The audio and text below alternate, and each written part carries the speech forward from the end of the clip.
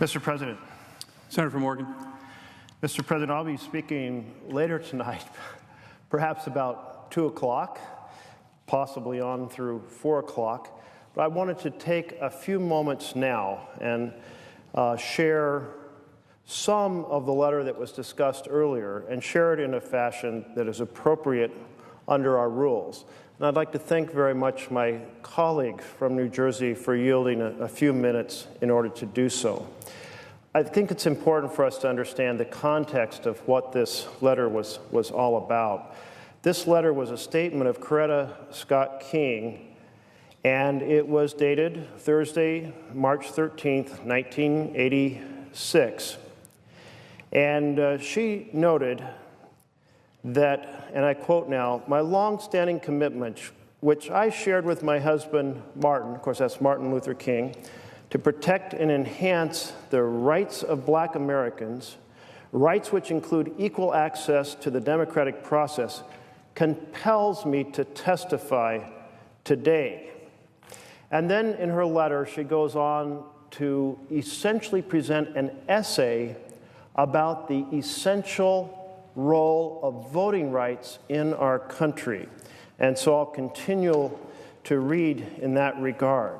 She says, "The Voting Rights Act was," joined Martin and many others during the Selma to Montgomery March for Voting Rights in 1965. Martin was particularly impressed by the determination to get the franchise of blacks in Selma and neighboring Perry County.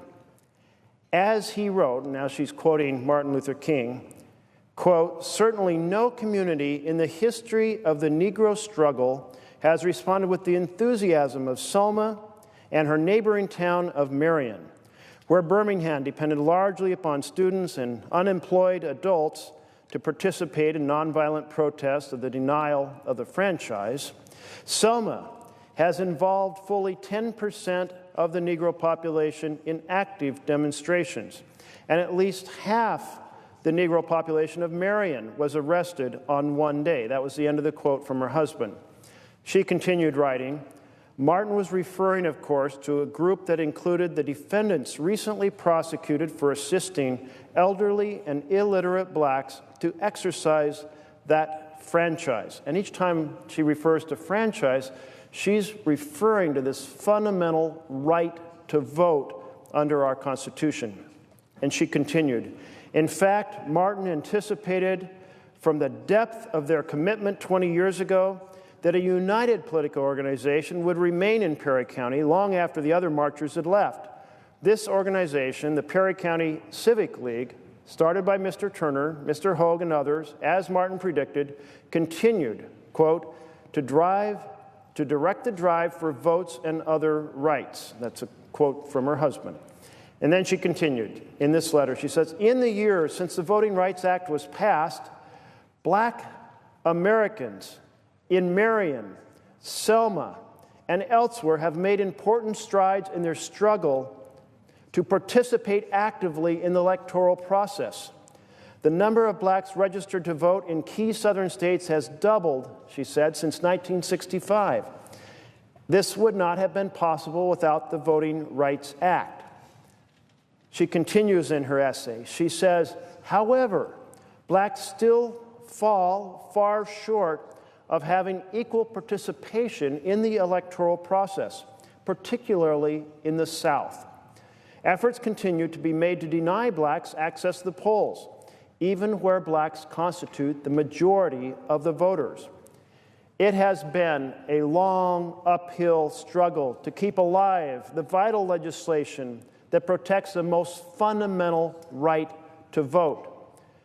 A person who has exhibited hostility to the enforcement of these laws, and thus to the exercise of those rights by black people, should not be elevated to the federal bench." She continues in her letter to note that 20 years ago, when we marched from Selma to Montgomery, the fear of voting was real, as the broken bones and bloody heads in Selma and Marion bore witness. As my husband wrote at the time, quote, "It was not just a sick imagination that conjured up the vision of a public official sworn to uphold the law, who forced an inhuman march upon hundreds of Negro children, who ordered the Reverend James Bevel to be chained to a sickbed, who clubbed a Negro woman registrant, who callously inflicted repeated brutalities and indignities upon nonviolent Negroes peacefully petitioning for their constitutional right to vote." Now, this is what he's referring to, what Martin Luther King is referring to, was to specific actions of sheriffs in the South who were representing the law.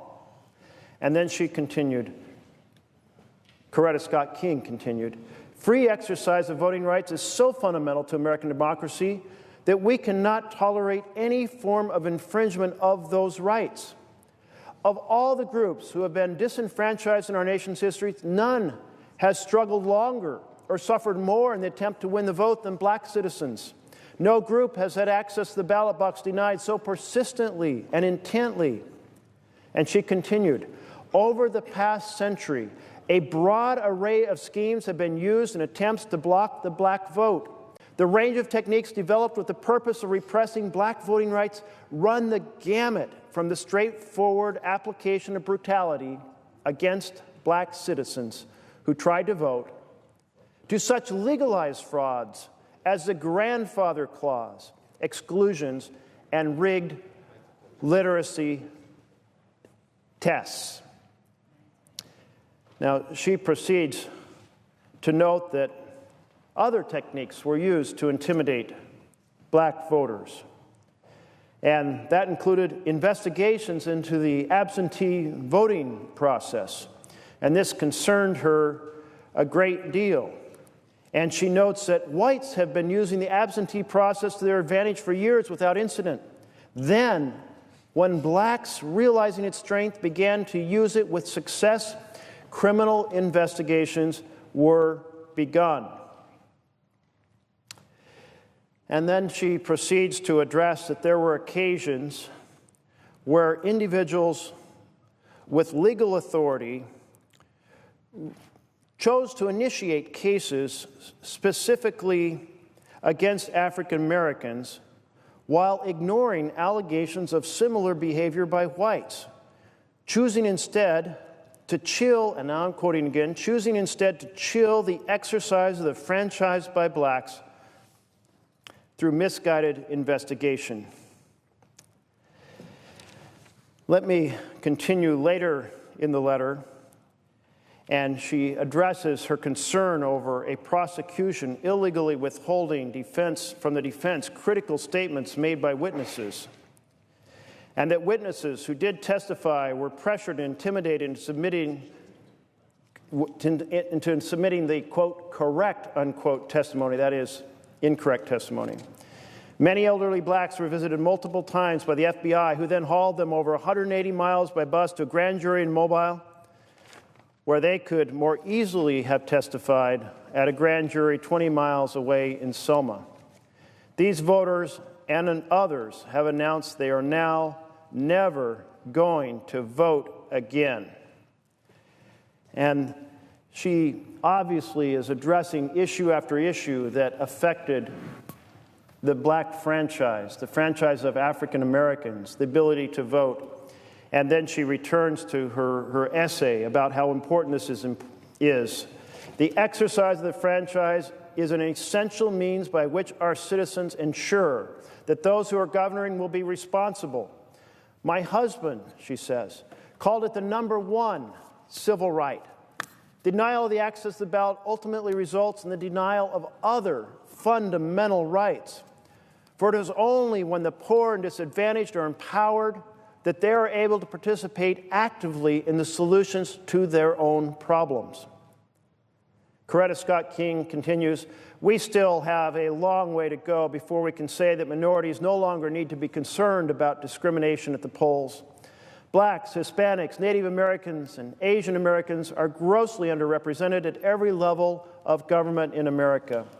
If we are going to make our timeless dream of justice through democracy a reality, we must take every possible step to ensure that the spirit and the intent of the Voting Rights Act of 1965 and the 15th Amendment of the Constitution is honored. She continued, the federal courts hold a unique position in our constitutional system, ensuring that minorities and other citizens without political power have a forum in which to vindicate their rights. Because of this unique role, it is essential that the people selected to be federal judges respect the basic tenets of our legal system, respect for individual rights, and a commitment to equal justice for all. And then she goes on to say, the integrity of the courts, and thus the rights they protect, can only be maintained if citizens feel confident that those selected as judges will be able to judge with fairness others holding different views. And she concludes her letter, having examined a number of incidents in the historical record, with this conclusion, and I quote, I do not believe Jefferson Sessions possesses the requisite judgment, competence, and sensitivity to the rights guaranteed by the federal civil rights laws is the context of her letter, that voting rights matter a tremendous amount.